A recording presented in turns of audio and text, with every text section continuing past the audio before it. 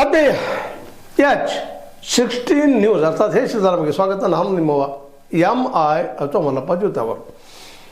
ಮಹಾರಾಷ್ಟ್ರದಲ್ಲಿ ಚುನಾವಣೆಗಳು, ಸ್ಥಳೀಯ ಚುನಾವಣೆಗಳು ಆಗಿದ್ದಾವೆ. ಮುಖ್ಯವಾಗಿ ಬೃಹನ್ ಮುಂಬೈ ಮಹಾನಗರ ಪಾಲಿಕೆ ಇಲ್ಲೂ ಆಗಿದೆ. ಬೃಹನ್ ಮುಂಬೈ BMC ಇನ್ನುಳಿದ 29 ನಗರಗಳಲ್ಲಿ, ಪುಣೆ ಆಗಿರ್ಬೋದು, ಮತ್ತೊಂದು ಆಗಿರ್ಬೋದು, ದೊಡ್ಡ ನಗರಗಳೆಲ್ಲ ಚುನಾವಣೆ ಆಗಿದೆ. ಮತದಾನ ಹೆಚ್ಚು ಕಡಿಮೆ 41% ಆಗಿದೆ ಅಂತ ಹೇಳ್ತಾ ಇದ್ದಾರೆ. ಅದರಲ್ಲೂ ಮುಖ್ಯವಾಗಿ ಎಲ್ಲರ ಚಿತ್ತ ಮುಂಬೈಯತ್ತ.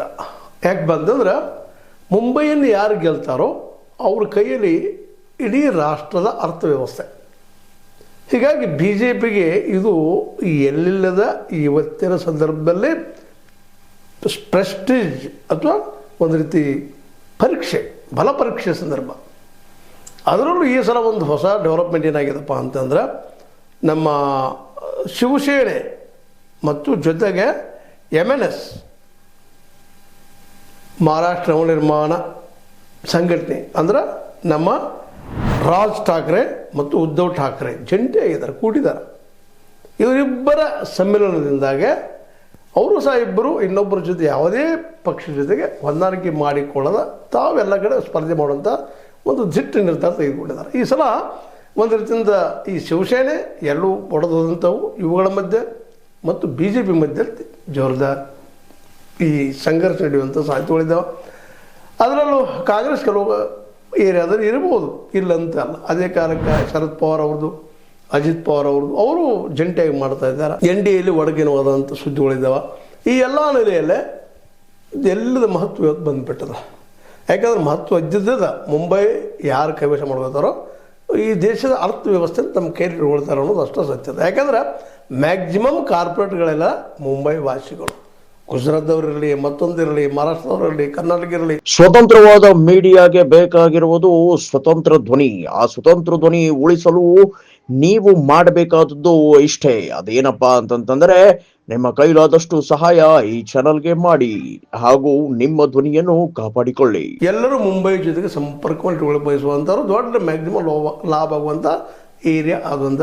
ಹೀಗಾಗಿ ಮುಂಬೈ ಚುನಾವಣೆಗೆ ಎಲ್ಲದ ಬೆಲೆ ನೆಲೆ.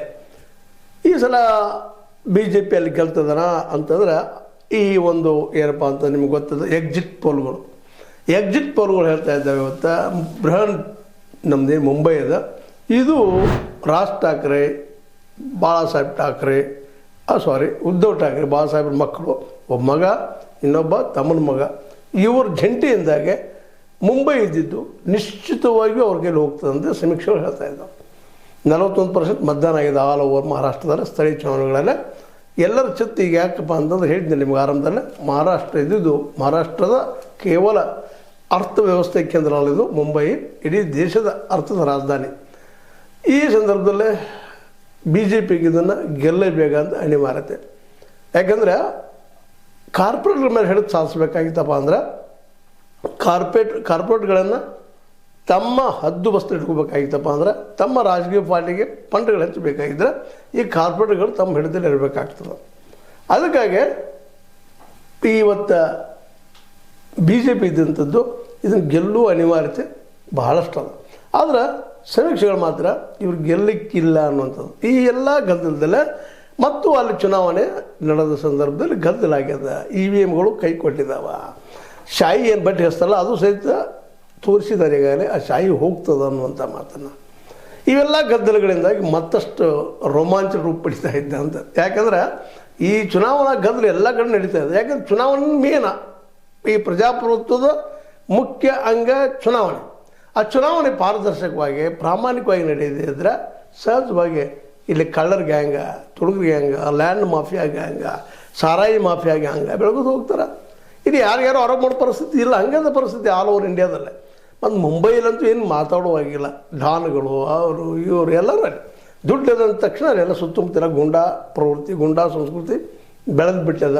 ದುಡ್ಡಿದ್ದವು ಗೆಲ್ತಾನಪ್ಪ ಅನ್ನೋದು ಇವತ್ತಂತೆ ಶತಸಿದ್ಧ ಆಗ್ಯದ. ಈ ಎಲ್ಲ ನೆಲೆಗಟ್ಟಿನಲ್ಲೇ ಕಾರ್ಪೊರೇಟ್ಗಳನ್ನ ಹಿಡ್ಕೊಳ್ಳೋ ಸಲುವಾಗಿ ಎಲ್ಲ ಪಕ್ಷಗಳು ಪ್ರಯತ್ನ ಮಾಡ್ತಾಯಿದ್ದಾರೆ. ಇವತ್ತಿನ ಯಾವುದೇ ಪಕ್ಷ ಕಾರ್ಪೊರೇಟ್ಗಳನ್ನ ಬಿಟ್ಟೈತೆ ಅಂತ ಯಾವುದೂ ಇಲ್ಲ, ಯಾವ್ಯಾವುದೂ ಇಲ್ಲ. ಒಂದೇನೋ ಒಂದು ಕಾಲಕ್ಕೆ ನಾವು ಭಾಳ ಆಶೆ ಮಾಡಿದ್ವಿ ಈ ಆಮ್ ಆದ್ಮಿ ಸಲುವಾಗಿ. ಕೊನೆಗೆ ಅದು ಸಹಿತ ಈ ಕಾರ್ಪೊರೇಟ್ಗಳಿಗೆ ಬಲಿಯಾಗಿದ್ದು ನಾವು ನೋಡಿದ್ವಿ. ಅಂದ್ರೆ ಕಾರ್ಪೊರೇಟರ್ ಅಷ್ಟು ವ್ಯಾಪಿಸಿಬಿಟ್ಟಿದ್ದಾರೆ. ಇಲ್ಲ ಎಲ್ಲಿವರೆಗೆ ಈ ದೇಶದ ನೆಲದ ಗುಣವನ್ನು ಹೊಂದಿದಂಥ ರೈತರು, ಹಿಂದುಳಿದವರು, ಜೊತೆಗೆ SC ST ಇವರೆಲ್ಲ ತಿಳ್ಕೊಳ್ಳಾರದ ಒಂದಾಗದ ಇದಕ್ಕೆ ಮುಕ್ತಿ ಇಲ್ಲ. ಯಾಕಂದ್ರೆ ಅವ್ರು ಗೆದ್ದವರು ತಮಗೆ ಬೇಕಾದಂಥ ವ್ಯವಸ್ಥೆಯನ್ನು ಮಾಡ್ಕೊಂಡು ಹೋಗ್ತಾರೆ, ತಮಗೆ ಬೇಕಾದಂಥ ಅರ್ಥವ್ಯವಸ್ಥೆಯನ್ನು ಮಾಡ್ಕೊಳ್ತಾರೆ, ಮುಗಿದೋಗ್ಬಿಡ್ತು. ಉಳಿದು 90% ಜನ ಕೇವಲ ಕೂಲಿಗಳಾಗಿ ಸಾಯುವಂಥ ಈ ದೇಶದ ಅರ್ಥವ್ಯವಸ್ಥೆ ಆಗಿ ಹೋಗ್ಬಿಟ್ಟದೆ ಇವತ್ತು. ರಾಜಕೀಯ ವ್ಯವಸ್ಥೆನೂ ಅಷ್ಟೇ. ಯಾಕಂದರೆ ಅರ್ಥವ್ಯವಸ್ಥೆ ಕೈಯಲ್ಲೇ ಇವತ್ತು ರಾಜಕೀಯ ವ್ಯವಸ್ಥೆ ಅದು. ದುಡ್ಡೇ ದೊಡ್ಡಪ್ಪ ಅಂತ ಹೇಳಿದ್ರು ಹಿಂದಿನ ಅವ್ರು ಹಿರಿಯರು. ಅದು ಸತ್ಯನದು, ವಾಸ್ತವ. ಇವತ್ತು ಅಂಬೇಡ್ಕರ್ ಕಂಡಂಥ ಸಮಾನತೆಯ ಭಾರತ ಇಲ್ಲ. ರಾಜಕೀಯ ಸಮಾನತೆ ಕೊಟ್ಟರು ಅವರು, ಆದರೆ ಆರ್ಥಿಕ ಕೊಡಲಿಲ್ಲ. ಇಂಬ್ಯಾಲೆನ್ಸ್ ಆಗಿ ಮುಂಬೈದಂಥ, ಬೆಂಗಳೂರಂಥ, ಮದ್ರಾಸ್ ಅಂತ, ದಿಲ್ಲಿ ಅಂತ, ಲಕ್ನೋದಂಥ ಈ ದೊಡ್ಡ ದೊಡ್ಡ ಸಿಟಿಗಳು ಬೆಳೆದು ನಿಂತ್ಬಿಟ್ಟು ಇವತ್ತು. ಹೀಗಾಗಿ ಅವುಗಳ ಕೈಯಲ್ಲಿನ ಇಡೀ ದೇಶದ ಅರ್ಥವ್ಯವಸ್ಥೆ. ಇದಕ್ಕಾಗಿ ಇವತ್ತು ಮುಂಬೈ ಕಡೆ ಎಲ್ಲರೂ ಚಿತ್ತ ಈ ಕಾರ್ಪೊರೇಟ್ಗಳನ್ನ ಏನಾದರೂ ಮಾಡಿ ತಮ್ಮ ಬುಟ್ಟಿಯಲ್ಲಿ ಇಳಿಸ್ಕೊಳ್ಬೇಕು ಎಲ್ಲ ಪಕ್ಷಗಳು ಪ್ರಯತ್ನ ಮಾಡ್ತಾ ಇರ್ತಾವೆ, ಮಾಡಿದವ, ಮುಂದೂ ಮಾಡ್ತಾವೆ ಅಂತೇಳಿ. ಯಾಕಂದರೆ ಇವ್ರು ಜಾಗೃತಿ ಆಗೋದಿಲ್ಲ. ಮತ್ತು ಎಲ್ಲರೂ ಶಿಕ್ಷಣ ಕೊಡಿಸುವಂಥ ವ್ಯವಸ್ಥೆ ಇರಲಿಲ್ಲ. ನಾವು ಕೇವಲ ಶಿಕ್ಷಣಕ್ಕೆ 2-3% ಯಾಕಂದರೆ ತೆಗೆದು ನೋಡಿ ಪ್ರತಿಯೊಂದು ರಾಜ್ಯಕ್ಕೆ ಖರ್ಚು ಎಷ್ಟು ಮಾಡ್ತಾರೆ ಇವರು. ರಾಜ್ಯ ಸರ್ಕಾರ ಇರ್ಬೋದು, ನಮ್ಮ ಕೇಂದ್ರ ಸರ್ಕಾರ ಇರ್ಬೋದು. ಎಷ್ಟು? 2-3.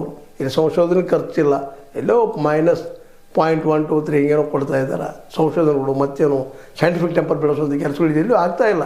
ಅದಕ್ಕಾಗಿ ಮುಂಬೈ ಅಂತ, ಬೆಂಗಳೂರು ಅಂತ, ಚೆನ್ನೈದಂತ ಕೆಲವು ಊರುಗಳು, ದೊಡ್ಡ ಊರುಗಳಿಗೆ ಕೆಲವು ಬುದ್ಧಿವಂತರಿಗೆ ಅಲ್ಲಿ ಅವಕಾಶ ಮಾಡಿಕೊಡುವಂಥದ್ದು. ಅದು ದುಡ್ಡಿದ್ದಂಥ ಬುದ್ಧಿವಂತರು. ದುಡ್ಡಿಲ್ಲದವ್ರಿಗೆ ಇಲ್ಲಿ ಅವಕಾಶ ಇಲ್ಲ. ಇಲ್ಲಿ ಯಾರೂ ಕೂಲಿಕಾರರ ಮಕ್ಕಳು, ಚಾದಂಗಡಲ್ಲಿ ಕೆಲಸ ಮಾಡುವಂಥವ್ರ ಮಕ್ಕಳು, ಮತ್ತು ಅವ್ರ ಮಕ್ಕಳು ಎಲ್ಲೋ ಒಂದು ಆಗಿದ್ದು ನಾವು ದೊಡ್ಡದು ಒಂದು ವರ್ಷದಲ್ಲಿ ಹೇಳ್ತಾ ಇರ್ತೀವಿ ಇಲ್ಲಿ ಆದರೂ ಅಂತೇಳಿ. ಅದ್ರ 99.9 ಎಷ್ಟಾಗೋದು ಗೊತ್ತಿಲ್ಲ. ಅವೆಲ್ಲನೂ ಇಲ್ಲಿ ದುಡ್ಡಿದ್ದಂತಹ ಜನ ಮಾತಲ್ಲಿ ಒಳಗೆ ಹೋಗುವಂಥದ್ದು, ಅವ್ರ ಮಕ್ಕಳು ಹೋಗುವಂಥ ವ್ಯವಸ್ಥೆ ಇಲ್ಲದ. ಹೀಗಾಗಿ ಮುಂಬೈ ಇವತ್ತು ಆರ್ಥಿಕ ಕೇಂದ್ರವಾಗಿ ದೊಡ್ಡದಾಗಿ ಬೆಳೆಯೋದಕ್ಕೆ ಕಾರಣ ನಾವು ಇಟ್ಟಂಥ ತಪ್ಪು ಹೆಜ್ಜೆಗಳು. BJP ಬಂದು ಒಳ್ಳೇದು ಮಾಡಬಹುದಿತ್ತು, ಅದು ಅದೇ ಹಾದಿಯಲ್ಲಿ ಹೊಂಟದ್ದು. ಕಾಂಗ್ರೆಸ್ನ ಹಾದಿಯಲ್ಲಿ ಹೆಜ್ಜೆ ಹಾಕ್ತಾ ಹೋಗ್ತಾ ಇದೆ. ಇವತ್ತು ಮುಂಬೈ ನಮ್ಮ ಕೈವಶ ಮಾಡ್ಕೋಬೇಕಂತ ಹೇಳ್ತಾ ಇದೆ. ಆ ಪ್ರಯತ್ನದಲ್ಲೇ ಇವೆಲ್ಲ ಸುಳ್ಳಿನ ಹಾದಿಗಳು, ತುರುಗಿನ ಹಾದಿಗಳು, ಗುಂಡಾಗಿರಿ ಹಾದಿಗಳು ಇವೆಲ್ಲ ಇವತ್ತು ಜನ್ಯ ಆಗಿಬಿಟ್ಟಿದ್ದಾವೆ. ಇದನ್ನು ಮೀರಿ ಹೊಸ ವ್ಯವಸ್ಥೆ ಬರಲಿಕ್ಕೆ ಸಾಧ್ಯ ಇಲ್ಲ ಅನ್ನುವಂಥದ್ದು ಎಲ್ಲರೂ ಮಾತಾಡ್ತಾರೆ. ಏನು ನಾವು ಗಾಂಧೀಜಿಯವ್ರ ಬಗ್ಗೆ ಅದು ಇನ್ನುಳಿದವ್ರ ಬಗ್ಗೆ ಮಾತಾಡಿದ ತಕ್ಷಣ ಅದೆಲ್ಲ ಇಲ್ಲರಿ ಯುಟೋಪಿಯನ್ ವರ್ಲ್ಡ್ ಅಂತ, ಅದೆಲ್ಲ ಕಾಲ್ಪನಿಕ ಜಗತ್ತು ರೀ ಅಂತ. ವಾಸ್ತವ ಜಗತ್ತೇನು? ದುಡ್ಡಿದ್ರೆ ದೊಡ್ಡಪ್ಪ, ಅವನ ಕೈಯಾಗ ಅಧಿಕಾರ, ಅವನು ದೊಡ್ಡವ ಅನ್ನೋದು ಇವತ್ತು ನಾವು ಕಣ್ಮುಂದೆ ಕಾಣ್ತಾ ಇದ್ವಿ. ಆ ದಿಶೆಯಲ್ಲೇ ಈ ರಾಜ್ ಠಾಕ್ರೆ ಆಗಿರ್ಬೋದು, ಉದ್ಧವ್ ಠಾಕ್ರೆ ಆಗಿರ್ಬೋದು, ಇವರು ಸಹಿತ ಕಾರ್ಪೊರೇಟ್ಗಳ ವಶಪಡಿಸಲುವಾಗಿ ಇದನ್ನು ಹಿಡಿತಾ ಇದ್ದಾರೆ, ದುಡ್ಡು ಬೇಕಂತೇಳಿ. ಇಲ್ಲಂತಲ್ಲ, ಇದು ವಾಸ್ತವ ಸ್ಥಿತಿ. ಇವತ್ತು ಒಂದು ಮಾತಲ್ಲಿ ಹೇಳುವಂಥದ್ದು ಏನಪ್ಪ ಅಂದ್ರೆ, ಇವತ್ತು ಮುಂಬೈ, ಬೃಹನ್ ಮುಂಬೈ ಏನದಲ್ಲ, ಅಲ್ಲಿ ಮಾತ್ರ BJPಗೆ ಮತ್ತು ಶಿವಸೇನೆ ಪ್ಲಸ್ ನಮ್ಮ ಏನಪ್ಪ ಅಂದ್ರೆ ಮಹಾರಾಷ್ಟ್ರ ಸ್ಟೇಟ್ ನವನಿರ್ಮಾಣ ಒಂದು ಏನು ಸಂಕಟ ಹೋರಾಟ ಮಾಡ್ತಾ ಇದ್ದಾರೆ, MNS ಮಹಾರಾಷ್ಟ್ರ ನಿರ್ಮಾಣ ಏನಪ್ಪ ಇದು MNS, ಈ ಒಂದು ನವನಿರ್ಮಾಣ ಸಮಾಜ ಮಾಡೋ ಸಲುವಾಗಿ ಹೊರಟಂಥ ಒಂದು ಸಂಘಟನೆ ಮಾಡ್ಕೊಂಡಿದ್ದಾರೆ. ಅದು ಮತ್ತು ಶಿವಸೇನೆ ಎರಡು ಕೂಡಿಕೊಂಡು ಇವತ್ತು ಮುಂಬೈ ಕೈವಶ ಮಾಡ್ಕೋಬಹುದೇನೋ, ಜೊತೆಗೆ ಪುಣೆಯನ್ನು ಸಹ ಅಂತೇಳಿ ಮಾತುಗಳಿದ್ದಾವೆ. ಇವರು ಏನಾಗ್ತದೆ ಅಂತೇಳಿ ಒಟ್ಟಾರೆಯಾಗಿ ಏನೋ ಆಗಲಿ ಈಗಂತ ಗದ್ದಲ ಆಗ್ಯದ ಅಂತೇಳಿ ವಾದ ಮಾಡ್ತಾಯಿದ್ದಾರೆ. ಎಲೆಕ್ಷನ್ ಕಮಿಷನ್ ವಾರ್ನೂ ಮಾಡ್ಯದ. ಕಮಿಷನರ್ ವಾಗ್ಮೇರೆ ಅನ್ನೋರು ವಾರ್ನಿಂಗ್ ಮಾಡಿದ, ನೀವೇನು ಶಾಯಿ ಬಗ್ಗೆ ಹೇಳ್ತಾ ಇದ್ದೀರಿ, ಅದು ಸುಳ್ಳಾದ್ರೆ ನಿಮ್ಗೆ ಶಿಕ್ಷೆ ಕೊಡಿಸ್ತೀವಿ ಈ ಸಲ ನೀವು ಆರೋಪ ಮಾಡಿದ್ದೀರಿ ಅನ್ನೋ ಮಾತು ಮಾತಾಡಿದ್ದಾರೆ.